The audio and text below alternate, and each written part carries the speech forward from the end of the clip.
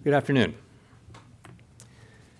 My colleagues and I are strongly committed to bringing inflation back down, and we're moving expeditiously to do so. We have both the tools we need and the resolve it will take to restore price stability on behalf of American families and businesses.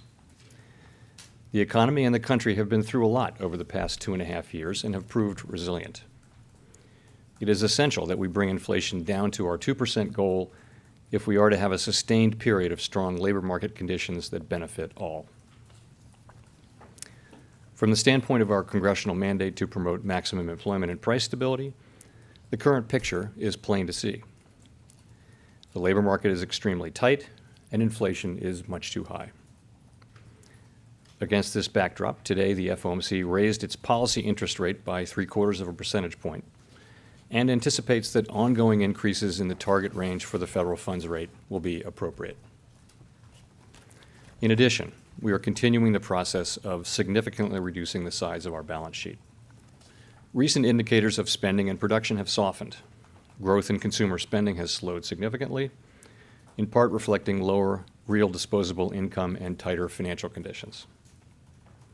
Activity in the housing sector has weakened, in part reflecting higher mortgage rates. And after a strong increase in the first quarter, business fixed investment also looks to have declined in the second quarter. Despite these developments, the labor market has remained extremely tight, with the unemployment rate near a 50-year low, job vacancies near historical highs, and wage growth elevated. Notwithstanding the recent slowdown in overall economic activity, aggregate demand appears to remain strong.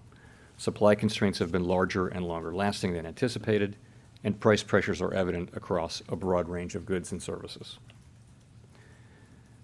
Although prices for some commodities have turned down recently, the earlier surge in prices of crude oil and other commodities that resulted from Russia's war on Ukraine has boosted prices for gasoline and food, creating additional upward pressure on inflation. My colleagues and I are acutely aware that high inflation imposes significant hardship, especially on those least able to meet the higher costs of essentials like food, housing, and transportation. Today's increase in the target range is the second 75 basis point increase in as many meetings.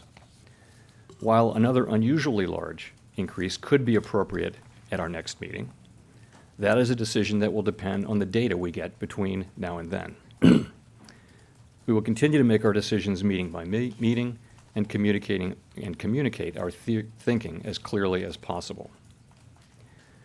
As the stance of monetary policy tightens further, it likely will become appropriate to slow the pace of increases while we assess how our cumulative policy adjustments are affecting the economy and inflation. Our overarching focus is using our tools to bring demand into better balance with supply in order to bring inflation back down to our 2% goal and to keep longer-term inflation expectations well anchored. ニュースディグ